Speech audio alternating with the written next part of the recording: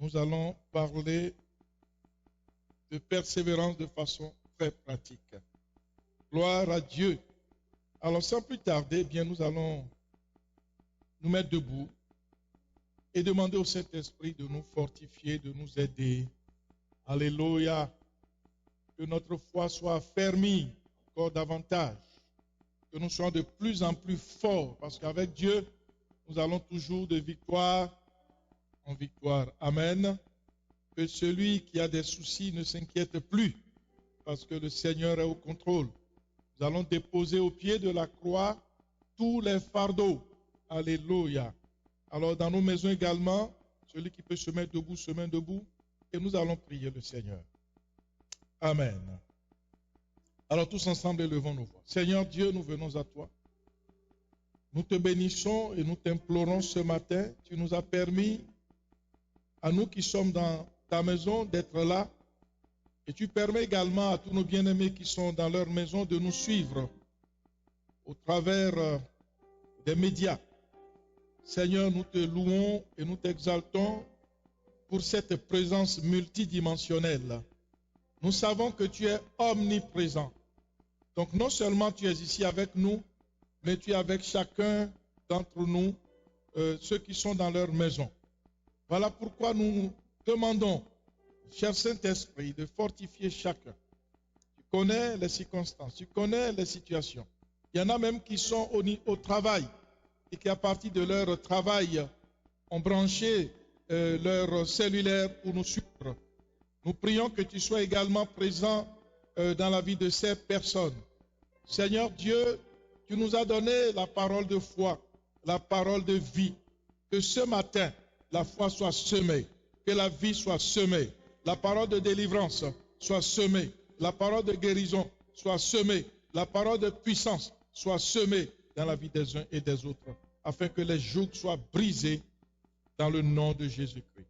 Saint-Esprit, merci pour ce temps que tu nous accordes, et cela dans le nom de Jésus, nous proclamons que tout ce qui n'est pas de toi est neutralisé au nom puissant de Jésus. Amen. Asseyez-vous, que Dieu vous bénisse. Amen. Gloire soit rendue à Dieu. Alors nous continuons à nous encourager. Nécessairement, nous en avons besoin, surtout en ce temps particulier que le monde est en train de traverser. C'est un temps vraiment spécial. Que le nom du Seigneur soit béni. C'est un temps qu'on aurait peut-être, il y a des gens qui disent, oh non, on n'aurait peut-être pas souhaité ça, mais Dieu fait toutes choses bonnes en son temps. Amen. Alors j'aimerais ce matin encourager ceux-là qui sont peut-être inquiétés, se dire, ah mais pourquoi Dieu? Non, Dieu a autocontrôle de tout. Alléluia. Il y a beaucoup d'aspects positifs. Nous déplorons malheureusement tout le drame que cette maladie apporte. Nous prions vraiment que le Seigneur fasse grâce afin que cette maladie s'éloigne de la terre. Amen, amen. Et du monde entier. Mais nous savons également que Dieu est au contrôle. Quelque part, on l'a dit, et il n'est pas, comment dirais-je, on ne doit pas cacher cela. Ce temps permet vraiment aux uns aux autres, ceux qui ont la sagesse, de se rapprocher de Dieu et de comprendre que Dieu a le pouvoir de changer les circonstances partout dans l'univers. En une fraction de seconde, les choses peuvent changer. Et les hommes, nous, les humains, nous devons nous humilier devant Dieu et garder le profil de créature. Dieu nous a créés pour quelque chose. Amen. Moi, j'étais particulièrement heureux quand j'ai suivi par les médias que beaucoup de scientifiques et de médecins, de docteurs ont dit, nous prions vraiment que le chef en haut intervienne pour diminuer les souffrances. Amen. Ça montre que la reconnaissance de Dieu aussi, c'est une bonne chose. Que son nom soit béni. Alors ceci dit, j'aimerais nous encourager, je bénis le Seigneur pour tous les bien-aimés masqués. Que Dieu vous bénisse et vous fortifie. Alléluia. Parce que garder les masques, ce n'est pas très facile.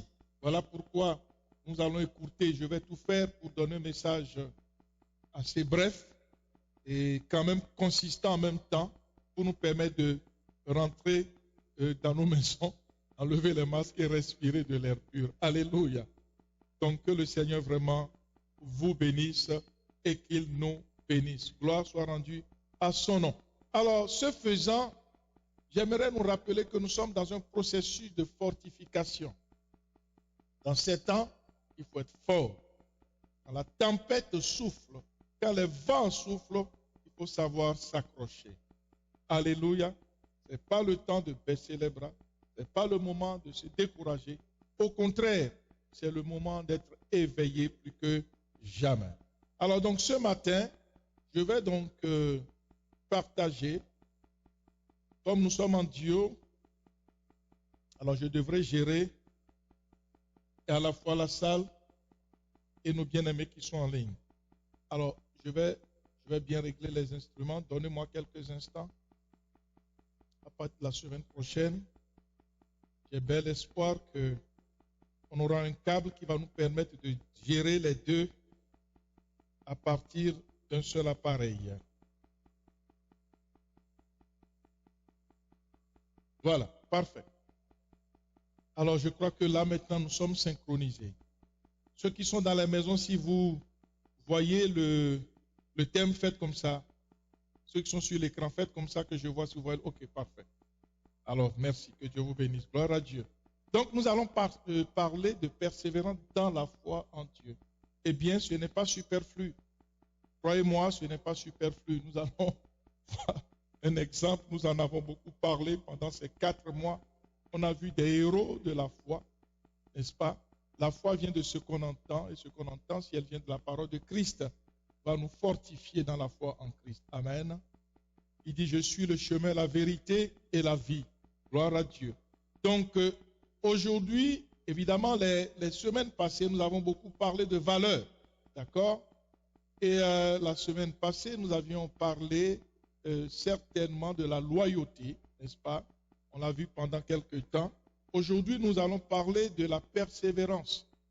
Nous verrons que on aurait pu aller directement parler de la générosité, qui est la 3e valeur de notre Église. Non, on veut aller à la persévérance parce qu'on verra que persévérance et loyauté sont comme les deux faces d'une même médaille. D'accord? Donc voilà pourquoi il m'a semblé juste d'aller parler directement de la persévérance. On a parlé de loyauté et maintenant, ce matin, nous parlons de persévérance. Alors, c'est quoi persévérer? Nous connaissons tous que persévérer, c'est... Attendez, je vais le qualifier tout de suite. Voilà, alors... Oups. Voilà. Parfait. Alors, persévérer, c'est demeurer ferme. D'accord? Dans le bien, dans un sentiment, une résolution, un engagement.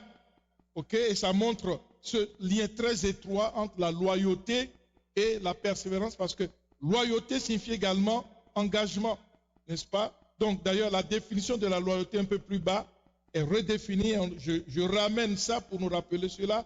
La loyauté, c'est la qualité, le caractère de quelqu'un, de quelque chose qui est honnête, loyal.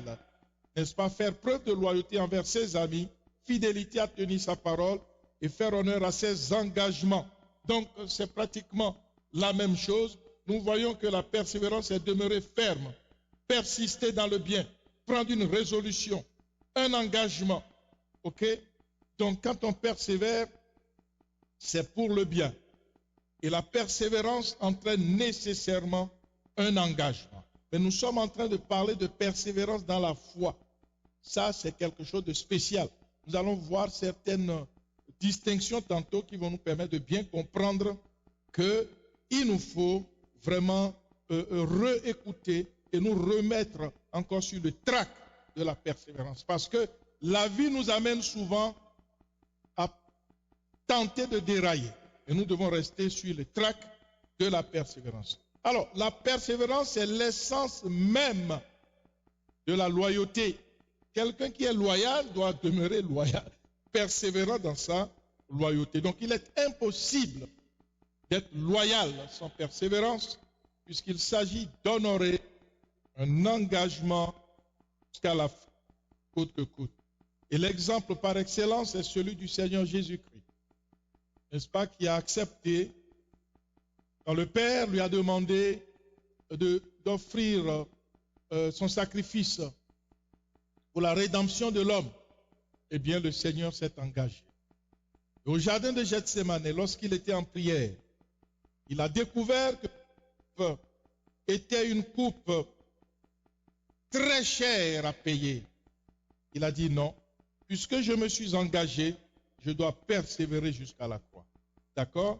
Donc le Seigneur Jésus qui nous demande d'être des imitateurs, ces imitateurs nous montrent cet exemple suprême et sublime de persévérance et de loyauté en même temps envers le Père. Et nous avons dit coûte que coûte, quel que soit le prix. Alléluia. Dans la famille, nous devons vraiment persévérer dans l'unité. Vous allez voir qu'il y a beaucoup de familles qui sont divisées. Et si nous allons nous asseoir pour regarder de près les motifs de ces divisions, nous verrons que quelque part, quelqu'un a voulu tricher sur l'autre. Quelqu'un a voulu être déloyal par rapport à l'autre. Donc, la déloyauté va nécessairement briser l'unité qui est très chère pour les familles, pour chacun d'entre nous et pour notre communauté. D'accord? Donc, c'est vraiment important pour nous de bien comprendre la nécessité de persévérer et d'être loyal en même temps. Gloire à Dieu. Alors, nous allons donc voir un principe clé de la persévérance en Dieu. Ésaïe 56, verset 1. C'est bien ça que nous avons au tableau parfait, merveilleux. Alors je lis pour nous, « Ainsi parle l'Éternel.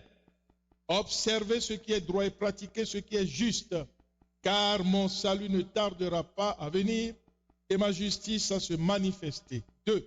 Heureux l'homme qui fait cela et le Fils de l'homme qui demeure ferme, gardant le sabbat pour ne point le profaner et veillant sur sa main pour ne commettre aucun mal.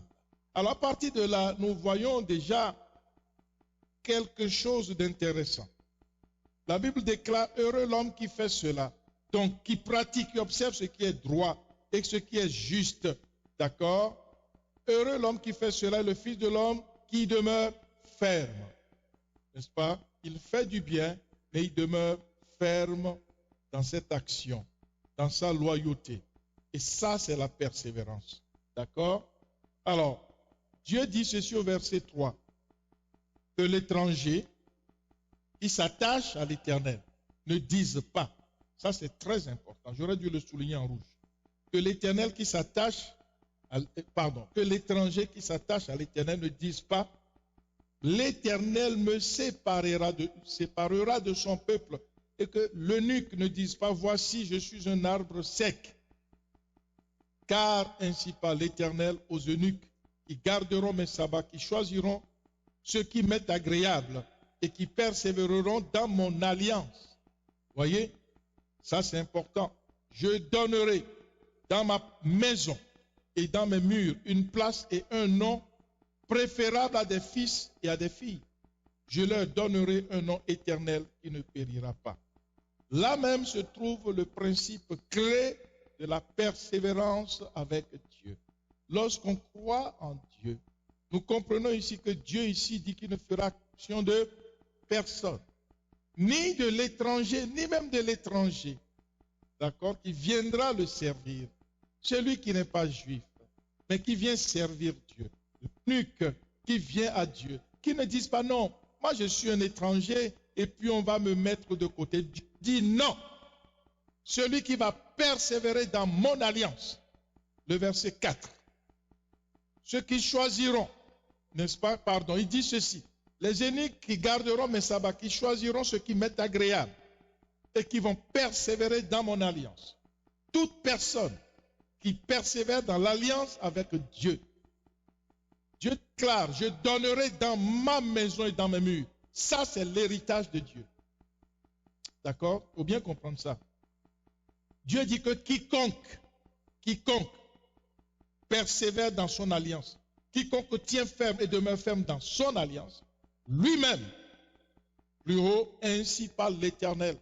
oracles de l'Éternel.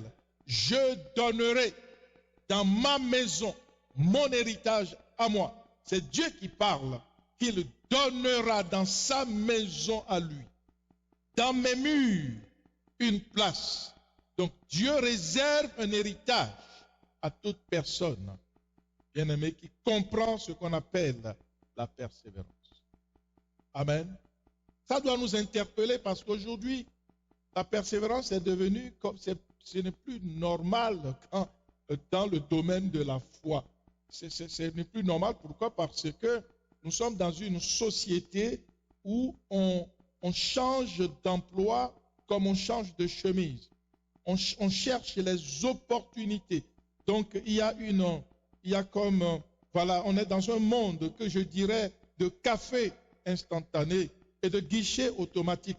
Donc, nous allons d'ailleurs dans les médias aujourd'hui, si vous voulez faire passer un média, il faut le faire le plus courtement possible. Si vous voulez donner un message sur Facebook, sur n'importe où, WhatsApp ou bien sur YouTube, il faut le faire très courtement. Pourquoi? Parce que les gens vont te zapper.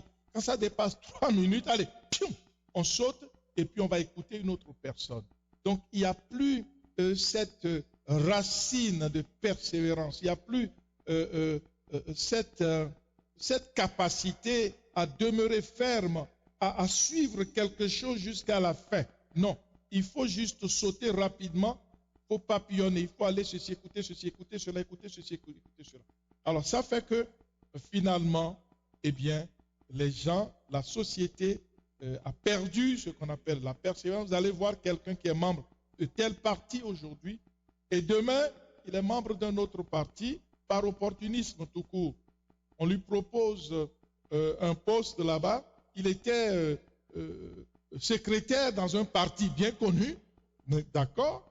Et puis, il a même été peut-être ministre. Et il voit que non, dans les sondages, il constate que le parti dans lequel il est a commencé à perdre, n'est-ce pas, dans les sondages. Et vous le verrez rapidement, il va sauter, il rentre dans l'autre parti, et dans l'autre parti, il va gagner parce que c'est le parti dont le vent est en poupe.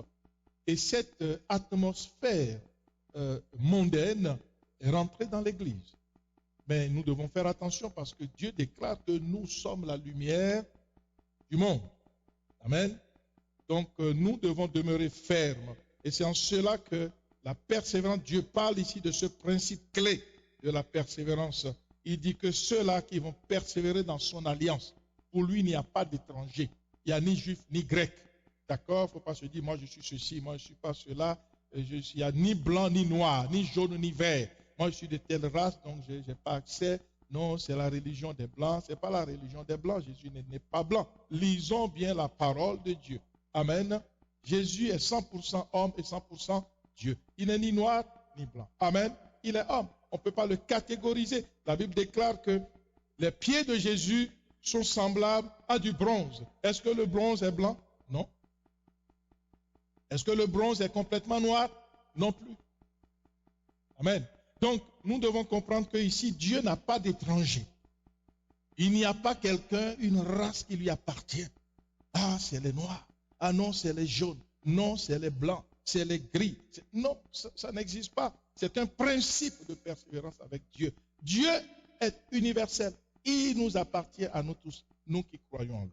Donc c'est important de comprendre cela et de bien le souligner, n'est-ce pas, dans nos Bibles.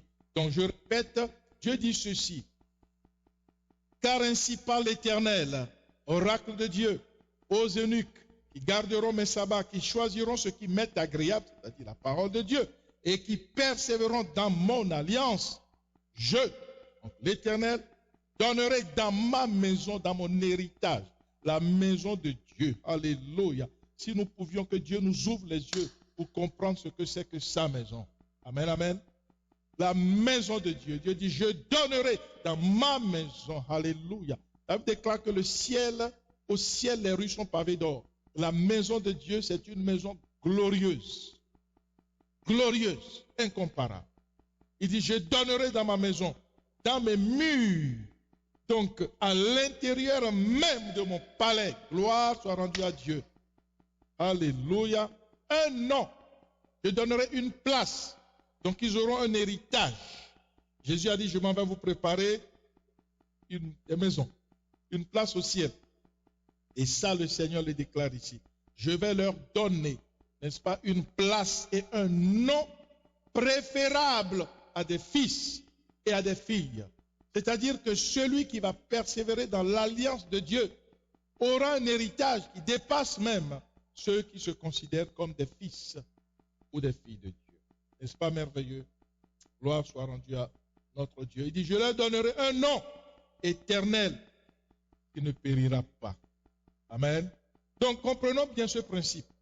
Notez ce chapitre, Ésaïe 56. Méditez-le dans vos maisons. Alors, le verset 6 dit ceci. Attendez, voilà. Et les étrangers qui s'attacheront à l'Éternel pour le servir, pour aimer le nom de l'Éternel, pour être ses serviteurs. Tous ceux qui garderont le sabbat, pour ne point le profaner, qui persévéreront dans mon alliance, je les amènerai sur ma montagne sainte et je les réjouirai dans ma maison de prière. Nous savons que la montagne sainte de Dieu, c'est l'endroit même où Dieu exauce toutes nos demandes. D'accord? La montagne sainte de Dieu. Et je les réjouirai, la réjouissance, la grâce de Dieu, la bénédiction de Dieu, la joie de Dieu. Je ne sais pas si quelqu'un d'entre nous peut déjà imaginer ce que c'est que la joie du Seigneur. Le Seigneur dit, je les réjouirai dans ma maison de prière. Et leurs holocaustes et leurs sacrifices seront agréés sur mon autel, car ma maison sera appelée une maison de prière pour tous les peuples. Amen. Alors ceci dit, la persévérance dans la foi en Dieu brise les barrières des racines discriminatoires raciales avec Dieu. En Christ, tous sont un. Romains 12, verset 5. Ainsi, nous qui sommes plusieurs, nous formons un seul corps en Christ et nous sommes tous membres les uns des autres.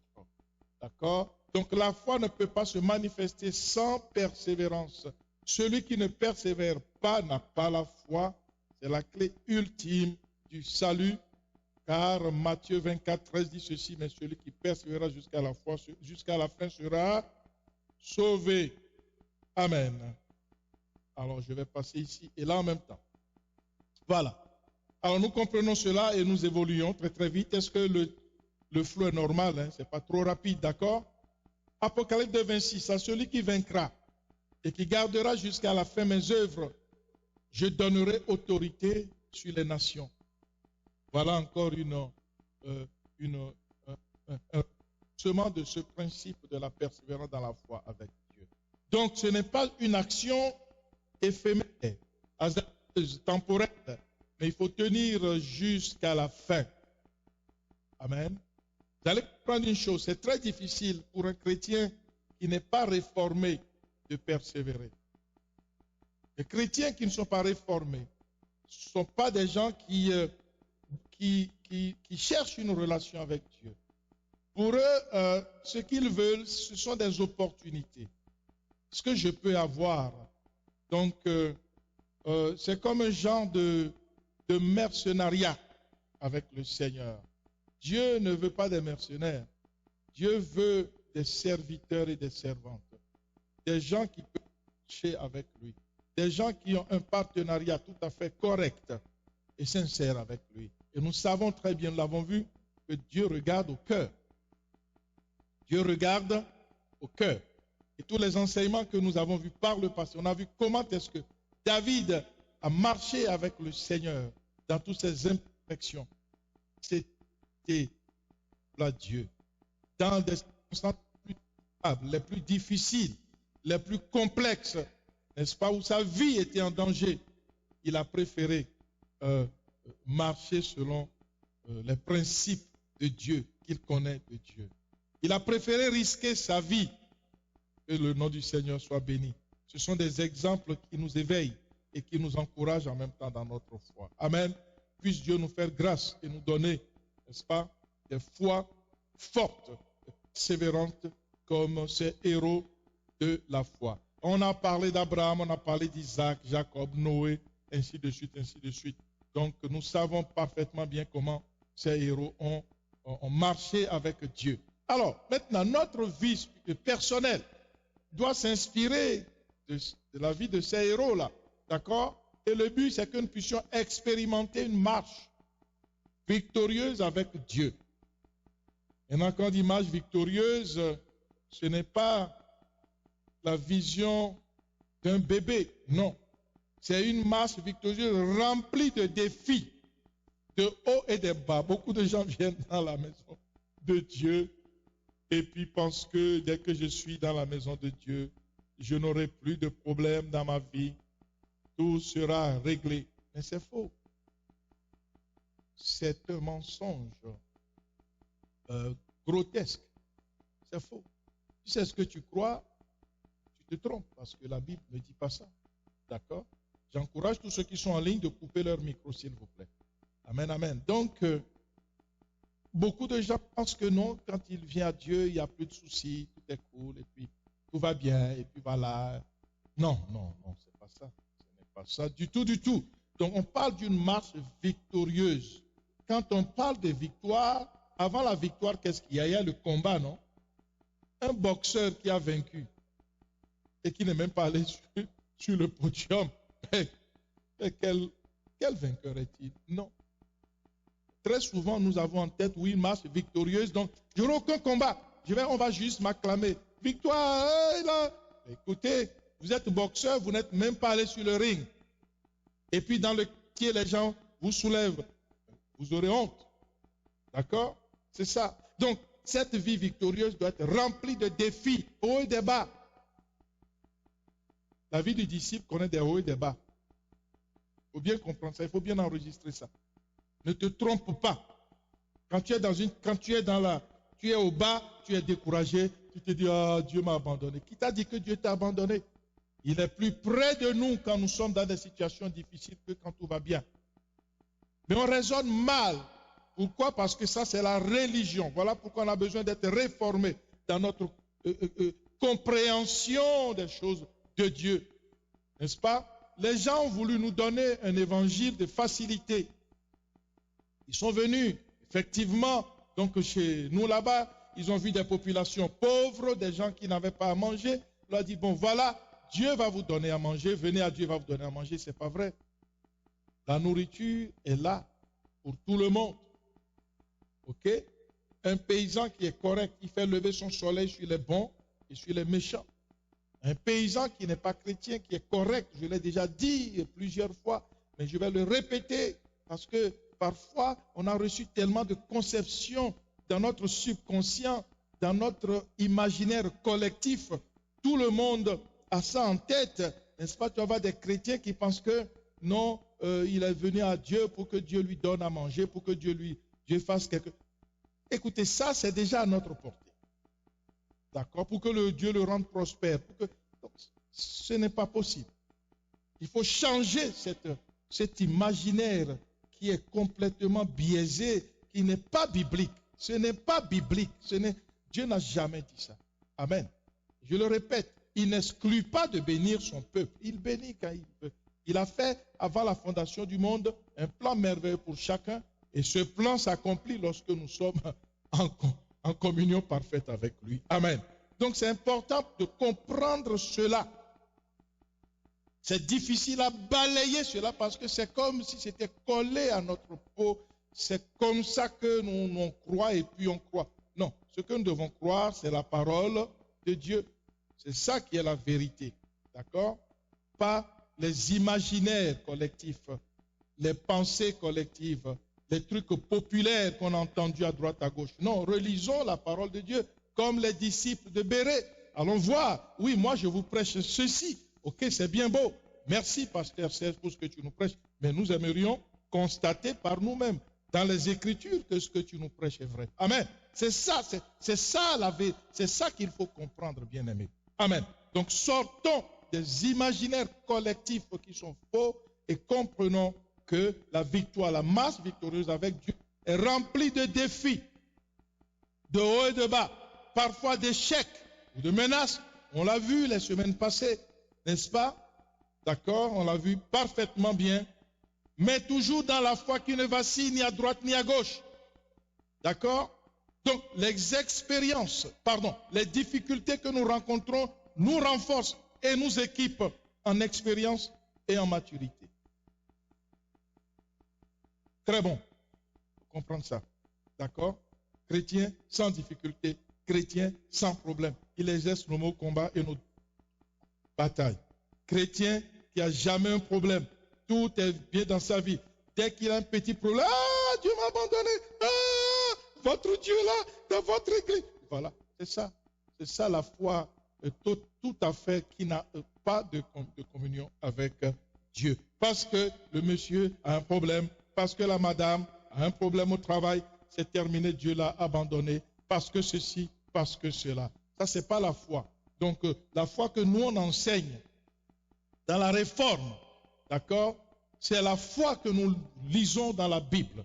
Nous voyons des hommes et des femmes, n'est-ce pas, qui vont connaître des expériences, alléluia, qui vont vivre certaines difficultés. Mais ces difficultés, ces combats vont les rendre de plus en plus forts et non de plus en plus faibles. Aucun héros de la foi n'est resté dans les bras de sa maman comme un bébé, n'ayant jamais combattu de grands combats de la foi. D'accord, et des moments extrêmement compliqués, n'est-ce pas, avec une persévérance extraordinaire. C'est vraiment important pour nous de bien comprendre ça. Amen, amen. Très, très important, bien-aimé. De bien comprendre ça. Toi qui traverses un moment difficile, ce n'est pas la fin du monde. D'accord, nous avons vu qu'est-ce que Dieu est allé chercher. Abraham a demandé à Abraham de quitter sa patrie, de quitter sa maison. Il avait une maison et ses parents n'étaient pas pauvres. C'étaient des gens de bien. Cet homme devait quitter son luxe, sa maison, sa chambre, tout ce qu'il avait. Et la Bible dit qu'il est parti. Il a pris sa femme et son neveu Lot, il a pris tous ses serviteurs. Et ils sont partis. Dieu dit, vers un lieu que je te montrerai. C'est le père de la foi. Est-ce qu'il savait? Dieu lui a dit l'endroit? Non. Il dit, va, et je te montrerai ce lieu. D'accord? Nous avons vu qu'il a quitté sa maison et il habitait maintenant désormais dans des tentes. On en a parlé. Il habitait dans des tentes. L'esprit de flexibilité. Aujourd'hui, Dieu dit, va à droite, va au nord. Il ramasse ses tentes, toutes ses affaires, sa femme, l'autre, le serviteur, allez, les brebis, allez, nous allons au nord. Dieu nous a dit d'aller au nord. Il arrive là-bas, met encore des tentes. 3 jours après, Dieu dit maintenant, continue vers l'est. Allez, on lève le camp. C'est ça la foi. Père de la foi. Donc beaucoup de gens dans leur imaginaire, non, Dieu a construit un palace et puis il a envoyé des jets pour venir les chercher avec des transporteurs de valises, des gens avec, comment on appelle cette compagnie qui fait le déménagement là? Il y a une compagnie ici au Québec qui va appeler toutes ces compagnies et les gens viendront faire tout le déménagement pour eux et puis ils vont appeler, comment on appelle ça, donc Saint-Hubert pour leur planifier déjà les repas, les petits poulets. C'est pas comme ça. Ça, c'est une foi qui est totalement inexistante. Amen. Donc, ils avaient l'esprit de tente, de flexibilité. Ils pouvaient bouger. Ils pouvaient bouger tout le temps. Dieu dit, allez, maintenant, retourne au sud. OK, allez. Sarah, lève-toi et allez, tout le monde. Dieu a dit, on ne discute pas avec Dieu. Amen. C'est ça. C'est ça la persévérance. Et c'est ça, écouter la voix de Dieu. Il y a une dépendance. Quand on parle de persévérance, il y a une dépendance par rapport à ce que Dieu nous donne comme information. D'accord? Donc ça, il faut vraiment que Dieu nous fasse grâce pour que nous puissions très, très, très bien comprendre cela. Je vais répéter. Aucun héros de la foi n'est resté dans les bras de sa mère comme un bébé, n'ayant jamais combattu de grands combats de la foi. à des moments extrêmement compliqués. D'accord? Et avec une persévérance extraordinaire. Si quelqu'un trouve ça dans la Bible, qu'il m'interpelle. Parce qu'on ne connaît pas tout. Amen. Peut-être que je ne connais pas ça, s'il vous plaît. Donc, je nous défie. Cherchons ça dans la Bible. Et trouvons ça, s'il vous plaît. Amen, amen. Que le Seigneur nous fasse grâce. Alléluia. Donc, c'est important pour nous de comprendre, quand on parle de persévérance, il y a des choses à dire là-dessus. D'accord? Et ça, là, ce n'est pas la théorie. On a dit, on est des réformés, ça me regarde moi, là. D'accord? Donc, ça fixe quelqu'un. Il y a le spot sur chacun. Ce n'est pas, voilà, vous faites ça, ça ne me regarde pas. Ce n'est pas ça. On sort de la théorie, n'est-ce pas? Il n'y a pas de concurrence là. Non, il y a juste que chacun se focus pour s'améliorer. C'est ça. C'est la chose la plus importante. Gloire à Dieu. Alors, ceci dit, nous allons voir, le temps va vite, mais nous aussi on ira très vite.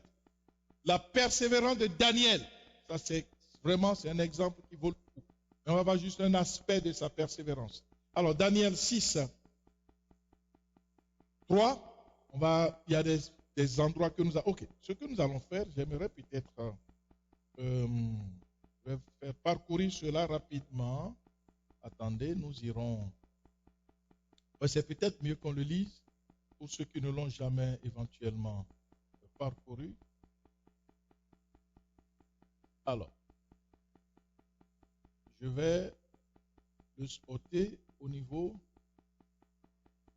même de ceux qui sont sur la ligne avec nous.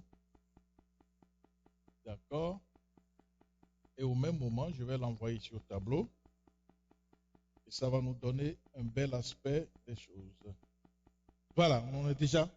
Daniel, merveilleux, merveilleux. Attendez, je vais voir si je peux le faire un peu plus grand. Bon, ok, on se débrouille comme ça. Sinon, si vous l'avez sur vos Bibles, vous pouvez le lire. Si vous avez sur vos cellulaires, vous pouvez le lire également. Gloire à Dieu.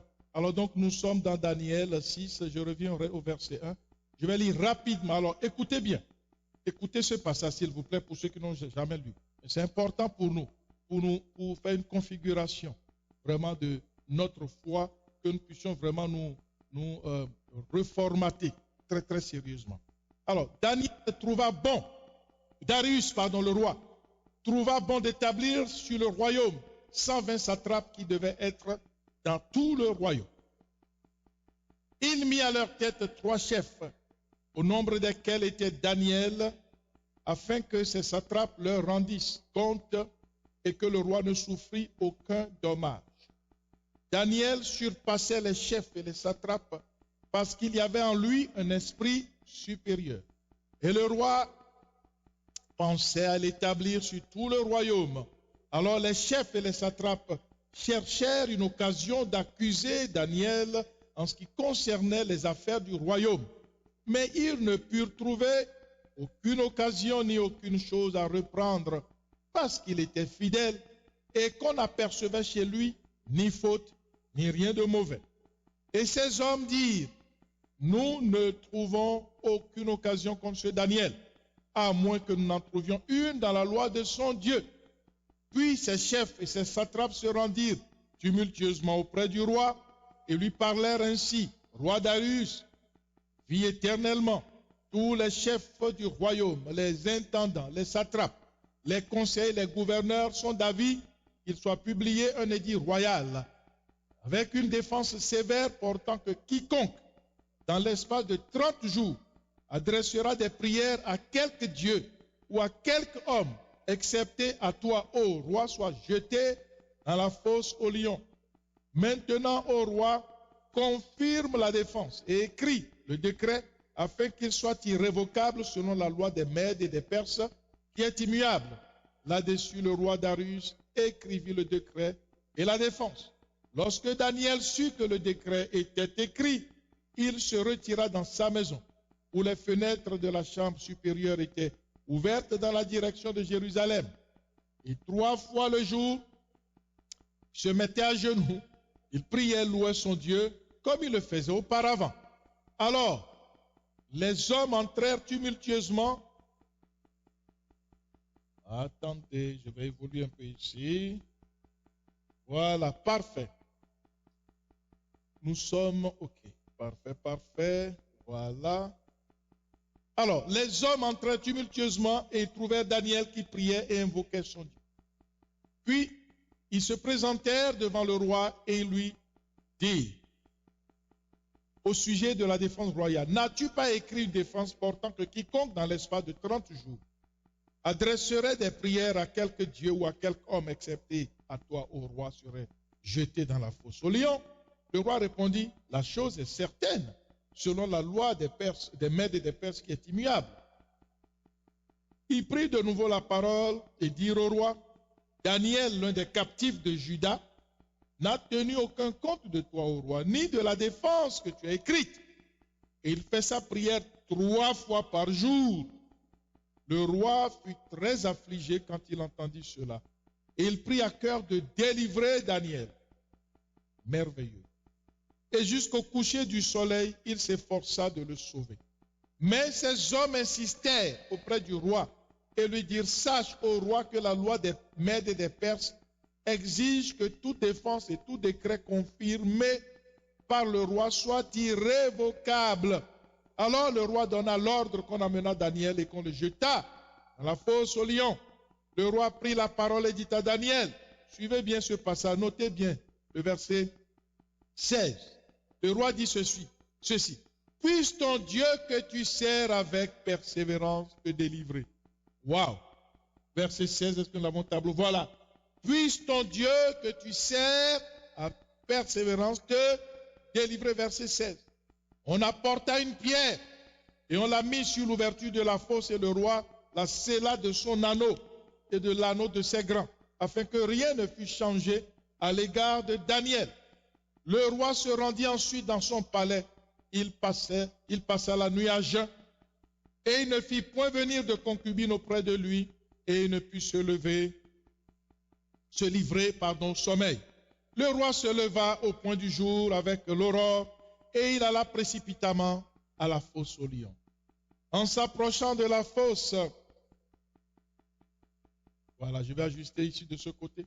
En s'approchant de la fosse, il appela Daniel et d'une voix triste, le roi prit la parole et dit à Daniel, Daniel, serviteur du Dieu vivant, ton Dieu que tu sers avec persévérance, a-t-il pu te délivrer des lions? Et Daniel dit au roi, roi, vis éternellement. Mon Dieu a envoyé son ange, verset 22, et a fermé la gueule des lions, qui ne m'ont fait aucun mal, parce que j'ai été trouvé innocent devant lui. Et devant toi, non plus, ô roi, je n'ai rien fait de mauvais. Alors le roi fut très joyeux. Il ordonna qu'on fît sortir Daniel de la fosse. Daniel fut retiré de la fosse et on ne trouva sur lui aucune blessure parce qu'il avait eu confiance en Dieu. Notez bien cela, parce qu'il avait eu confiance en Dieu. Que Dieu nous aide à avoir cette même confiance en lui comme Daniel avait eu confiance en lui. Amen. Verset 23. Le roi ordonna, verset 24, que ces hommes qui avaient accusé Daniel fussent amenés et jetés dans la fosse aux lions, eux, leurs enfants et leurs femmes. Et avant qu'ils fussent parvenus au fond de la fosse, les lions les saisirent et brisèrent tous leurs os. Après cela, le roi Darius écrivit à tous les peuples, à toutes les nations, aux hommes de toute langue qui habitaient sur toute la terre, que la paix vous soit donnée avec abondance. J'ordonne que dans toute l'étendue de mon royaume, on ait de la crainte et de la frayeur pour le Dieu de Daniel, car il est le Dieu vivant et il subsiste éternellement. Son royaume ne sera jamais détruit et sa domination durera jusqu'à la fin. C'est lui qui délivre et qui sauve, qui opère des signes et des prodiges dans les cieux et sur la terre. C'est lui qui a délivré Daniel de la puissance des lions. Daniel prospéra sous le règne de Darius. Amen. Gloire à Dieu. Donc, nous revenons donc à nos moutons. Nous voyons comment est-ce que, eh bien, Daniel a persévéré. Et ça mérite notre méditation personnelle. D'accord? Il faut méditer ce passage. La méditation nous amène, nous transfère quelque chose de surnaturel. Voilà pourquoi Dieu parle à Josué. Il dit que ce livre ne s'éloigne pas de ta bouche. Tu médites là-dessus et tu auras du succès. Amen. Ta foi ne peut jamais connaître le succès si tu ne prends pas le temps de méditer la parole de Dieu. N'est-ce pas? Les héros de la foi. La foi vient de ce qu'on entend. Et lorsque tu vas méditer cela, eh bien, il y a quelque chose, il y aura un transfert que tu vas recevoir du ciel. Amen. Alors, maintenant, nous allons, attendez, je vais descendre, nous allons voir quelques leçons très, très, très importantes à partir de tout ce que nous venons de recevoir. Parfait. Nous allons ici quoi? Ok, d'accord. Ici, nous sommes...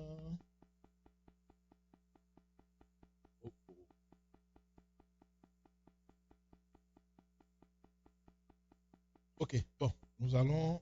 Attendez. Je vais... Un réajustement technique, s'il vous plaît. Merci pour votre patience.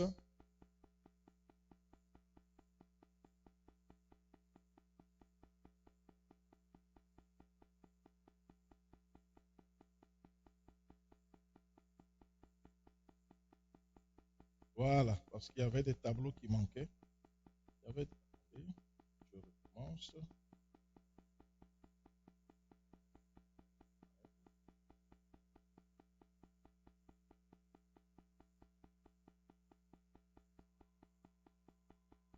Ok, bon. Nous allons nous contenter de ceci alors. C'est correct. C'est pas grave. C'est pas grave.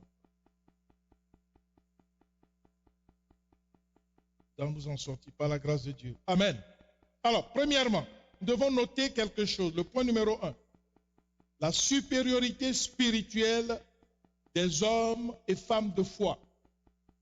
Lorsque tu as la foi en Dieu, il y a une supériorité spirituelle qui t'accompagne. Si tu ne crois pas, ben, on ne peut pas te forcer à croire. Voici ce que la Bible déclare. Dans Daniel 6, verset... attendez, je vais retourner en arrière. Voilà, ici. Voilà, dans Daniel 6, au verset 3, la Bible dit que Daniel surpassait les chefs et les satrapes parce qu'il y avait en lui quoi? Un esprit supérieur. Mais ça, il faut le prouver. Il faut le prouver. Daniel l'a prouvé, ce n'est pas juste prétendre, bon, je suis chrétien, je suis supérieur. Non. Il faut des actes, il faut des concepts, il faut qu'il y ait une intégration de la foi de Dieu en toi, avec des actions conséquentes. Ce n'est pas juste se lever, ah, j'ai l'onction, ah, j'ai ceci. Ce n'est pas ça. C'est l'action. Daniel a vécu des faits concrets. Voilà, c'est ça la véritable réforme. Aller en action, toucher du doigt la parole de Dieu et l'expérimenter. D'accord? Ce n'est pas juste se proclamer, voilà, je suis chrétien, je suis ceci, cela, non. Daniel n'a pas proclamé ce qu'il était, mais c'est le roi plutôt qui constatait les satrapes et tous ces administrateurs qui étaient jaloux de lui vont voir l'action de Daniel. D'accord? Et à partir de là, eh bien, ils verront la supériorité spirituelle qu'il y a en lui. D'accord? Qu'est-ce que ça veut dire? Ça veut dire que là où tu travailles, les autres doivent voir en toi une supériorité spirituelle. Ce n'est pas que tu cries sur eux, ce n'est pas que tu es, tu as des cornes et puis on a peur de toi. Non. Simplement, ils doivent sentir quand cette dame-là parle, c'est différent. Quand ce monsieur-là parle, il y a quelque chose de différent. Et quand on s'approche de lui, on se sent bien. Quand on vient lui poser une question, il répond autrement. C'est-à-dire que la chose de Dieu est en toi. C'est pour ça qu'on déclare ici que David surpassait les chefs et les satrapes parce qu'il y avait en lui un esprit supérieur. Cet esprit s'appelle comment? Le Saint-Esprit.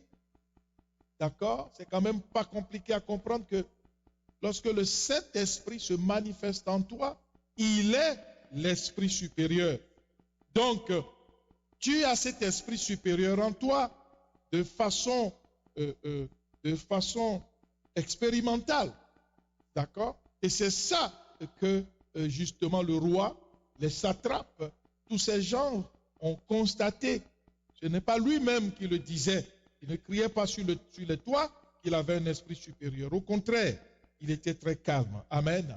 Donc, ça c'est le premier point. La supériorité des hommes et femmes de foi.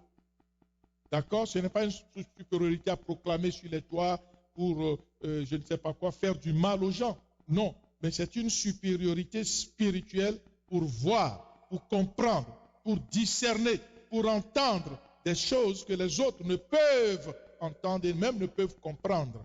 Ils ne pourront pas comprendre le temps que nous vivons. Ils vont épiloguer sur des faits, mais jamais ils ne comprendront ce qui se passe présentement. Non, beaucoup de gens, même des chefs d'État, ne comprennent pas ce qui est en train de se passer présentement. Ils sont d'ailleurs pris au dépourvu et beaucoup aimeraient démissionner carrément et laisser le pouvoir à d'autres parce que vraiment ça chauffe. Voilà. Donc, il surpassait tous les autres. Toute personne ayant un partenariat correct avec Dieu surpasse nécessairement tous les autres parce qu'il reçoit des informations, une puissance surnaturelle d'en haut, de Dieu. On a étudié tous les héros de la foi, on n'a pas le temps de revenir là-dessus ce matin. Amen. Merveilleux. Alors, 2. Les ennemis sont nombreux. Malheureusement, ça n'entre pas ici. Attendez, est-ce que c'est... Oh my God. Ça n'arrive pas à rentrer ici, mais au moins ici, il est là. Je vais encore, donnez-moi une autre tentative, je vais essayer tout de suite.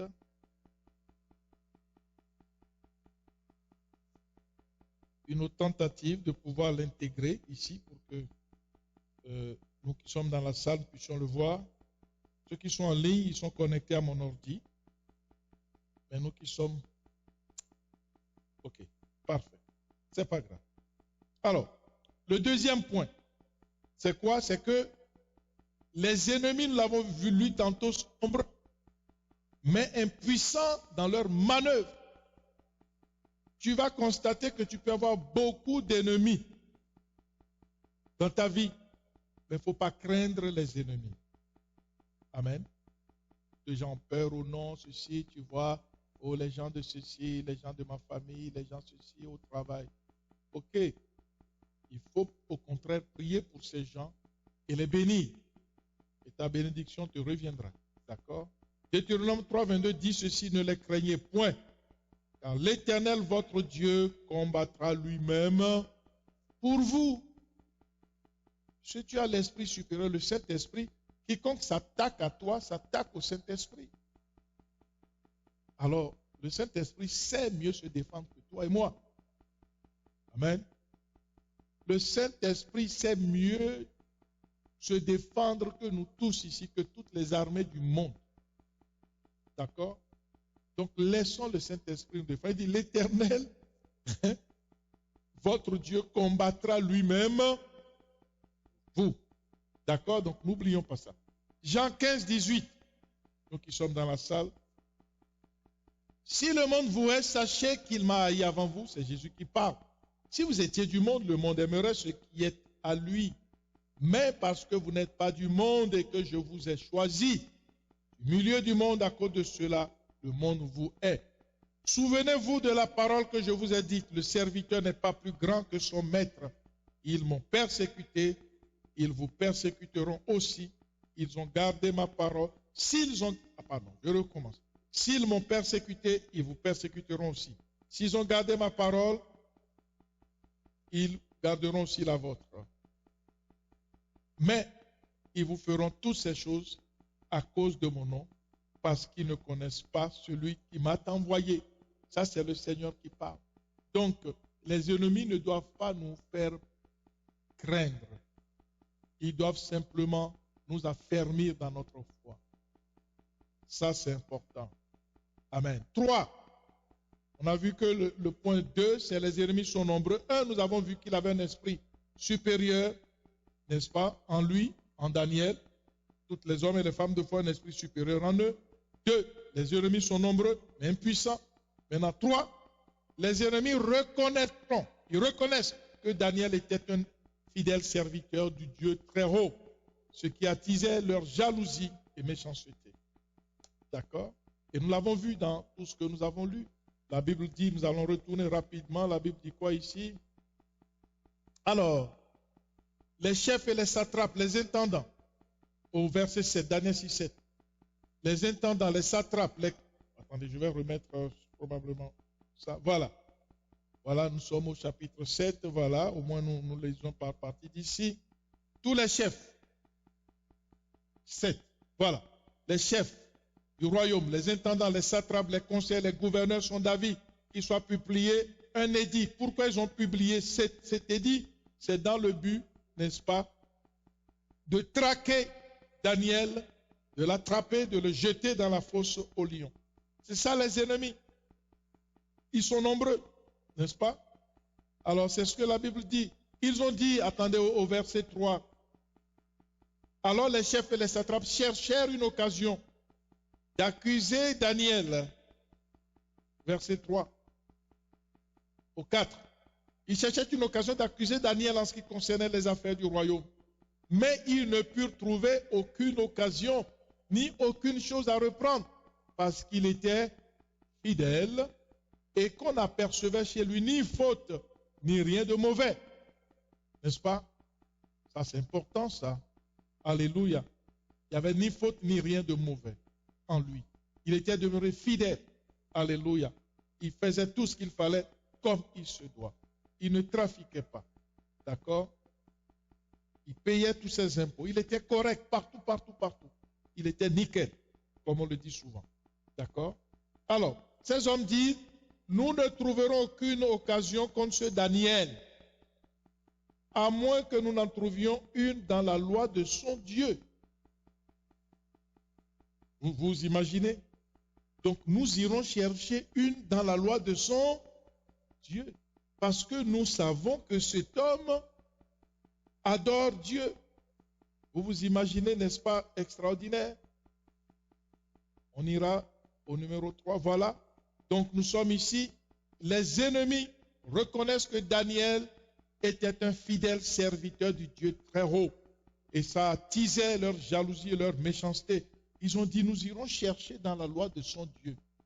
Et là, nous allons au moins l'attraper. On va l'attraper. Si nous allons chercher, fouiner dans la loi de son Dieu, on va lui mettre la main dessus. D'accord? Et c'est ce ils vont tenter de faire. D'accord? 1 Corinthiens 4 nous dit quoi?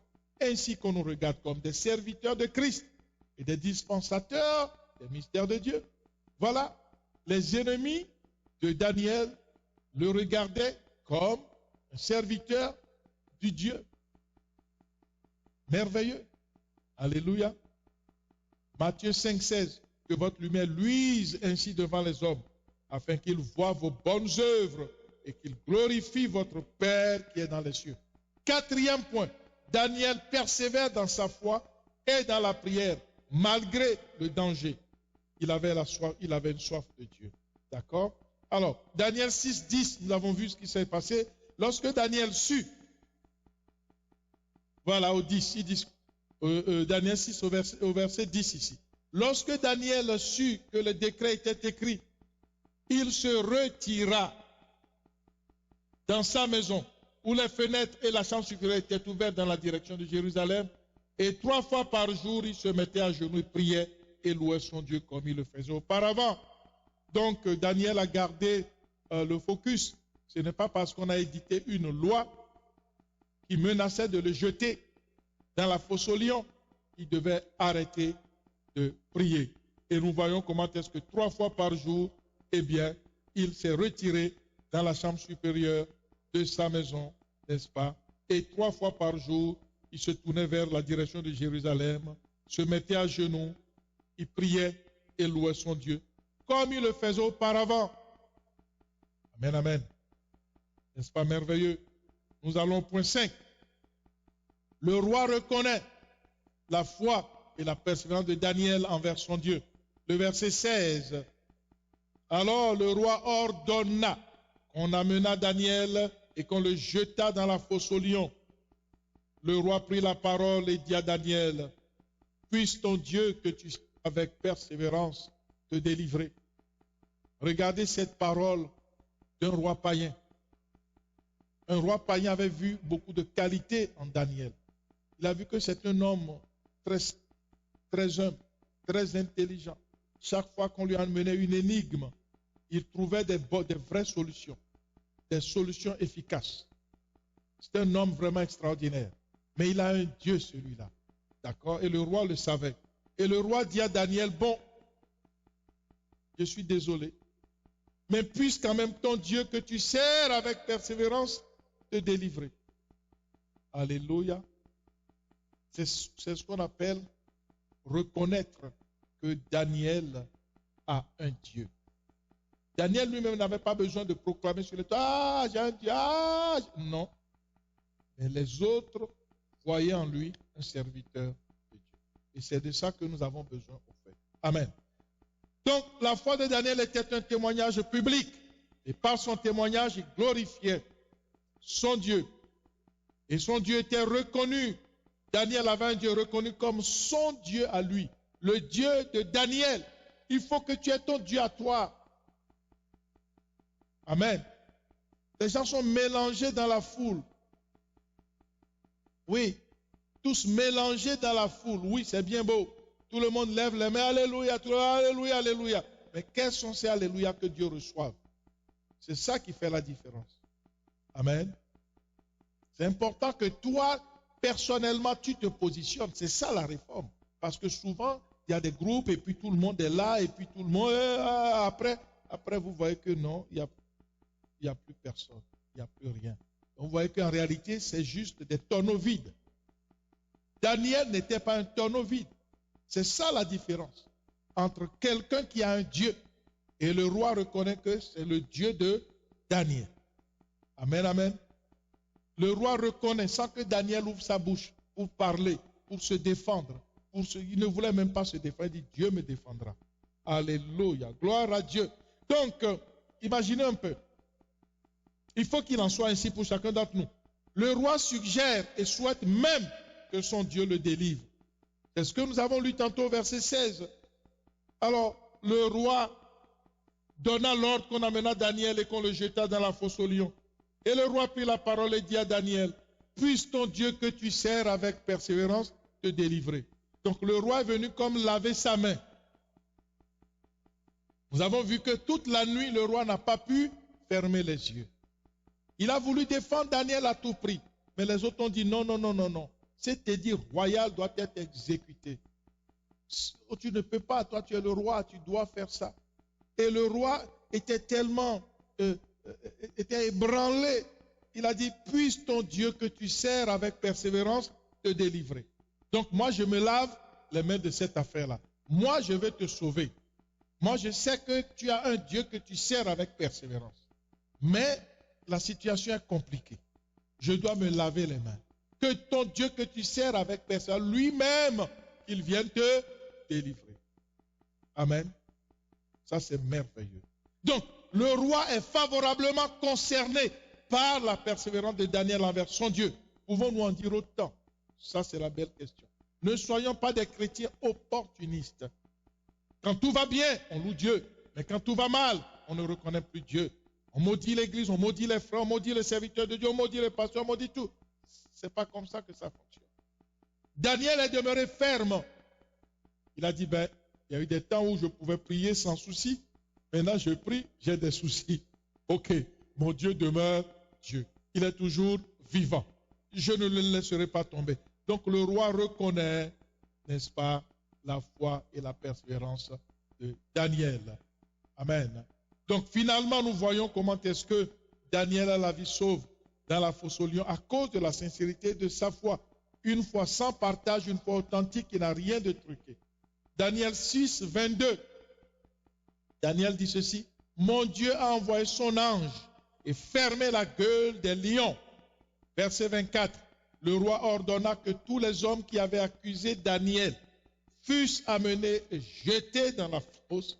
C'est triste, mais ils ont récolté ce qu'ils avaient semé.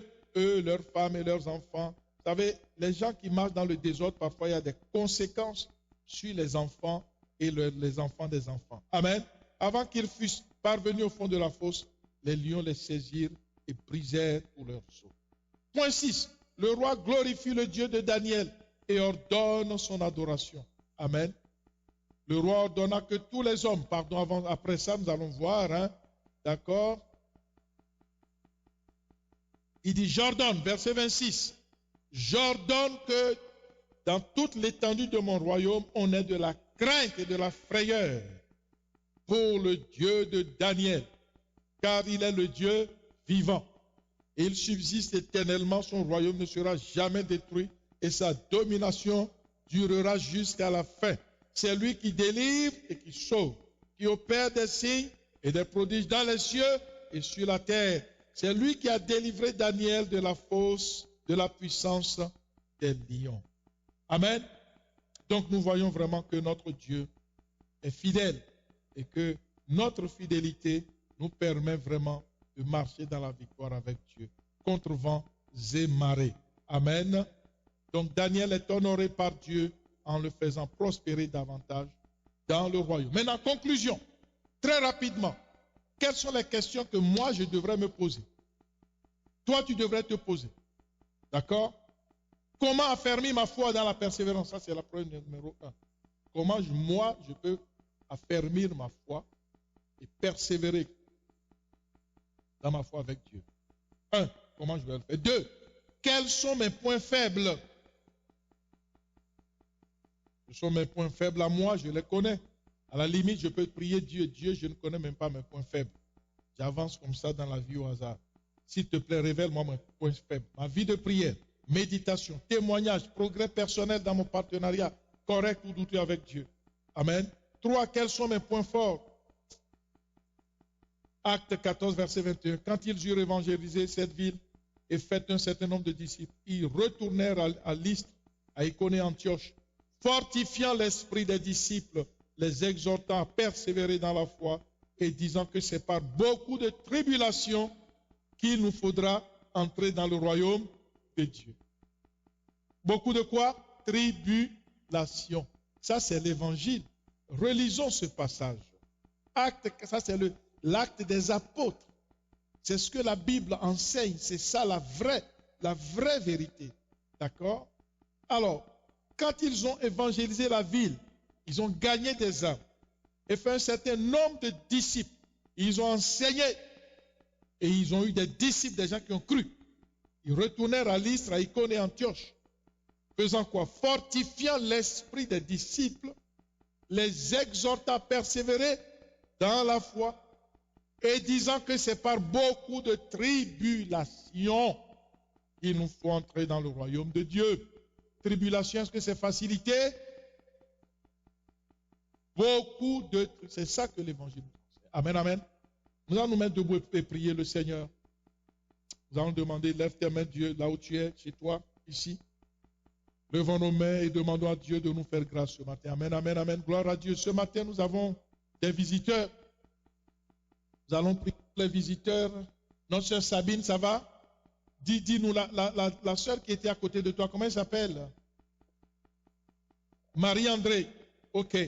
S'il vous plaît, les micros. Fermons tous nos micros. J'entends des micros qui sifflent. Voilà, il y a des micros que je suis obligé de les couper ici. S'il vous plaît, toi-même, coupe ton micro, s'il te plaît, papa ou maman. Prends nos micros, d'accord, d'accord. Gloire à Dieu. Il y a des micros qui sont en train de siffler. Attendez. Il faut que je coupe tous ces micros. Tous mieux. Voilà. Parfait. Merveilleux. Amen, amen. Donc, la dame qui est à côté de toi s'appelle comment? Sabine? Marie-André, nous allons prier pour elle. Est-ce qu'on a des visiteurs? Parce qu'avec les masques, on ne reconnaît plus. Je ne sais plus qui je connaissais avant. Oui, toi, c'est Sabine, je te reconnais.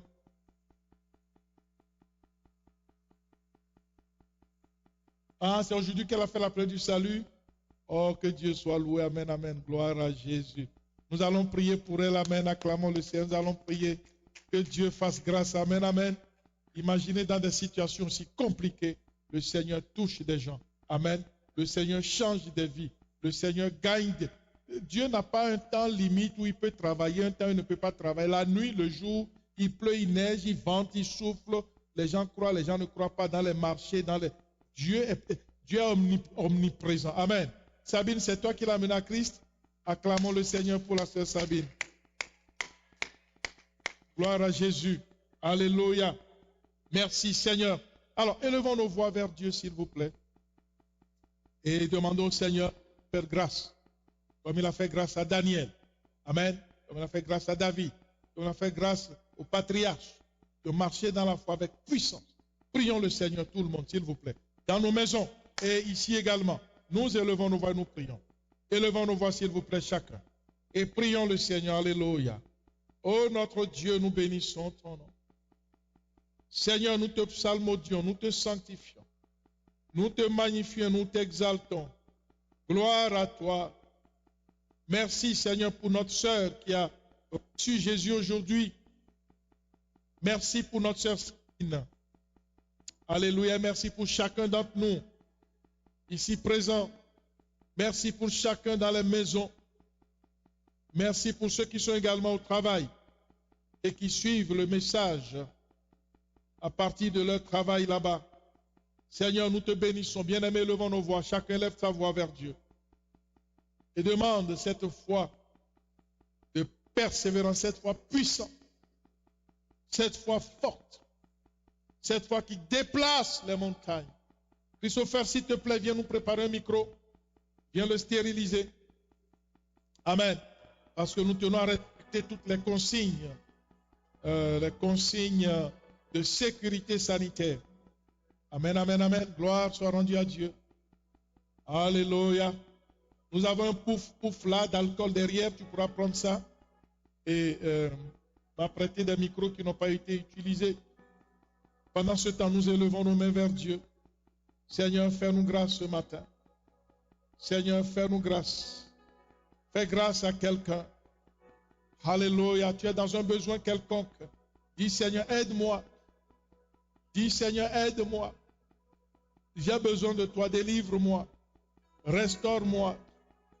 Restaure ma vie ce matin. Dans les maisons, prions, bien-aimés. Prions, bien-aimés. Le Seigneur est vivant. Le Seigneur t'entend. Alléluia. Gloire soit rendue à son nom. Qu'il soit élevé, magnifié, sanctifié et honoré. Gloire à l'agneau immolé. Nous bénissons et nous glorifions son nom. Nous l'élevons et nous le sanctifions. Merci Seigneur. Alléluia. Merci Jésus. Père très saint, nous venons te recommander nos vies. Nous avons besoin de toi, nous avons soif de toi. Nous venons à toi, Seigneur, nous incliner. Seigneur, merci pour la fortification de nos vies. La fortification de la foi de mon frère et de ma soeur. Merci de relever celui qui a battu. Merci de fortifier, alléluia, quelqu'un parmi nous ce matin. Merci pour notre sœur Sabine et chacun d'entre nous. Et merci, Seigneur, pour l'autre sœur qui a reçu le Seigneur ce matin. Oh Dieu Tout-Puissant, nous te sommes reconnaissants, nous te bénissons. La gloire, l'honneur et la puissance à toi. Merci Jésus. Alléluia. Amen, amen. Père, Seigneur. Gloire à Jésus.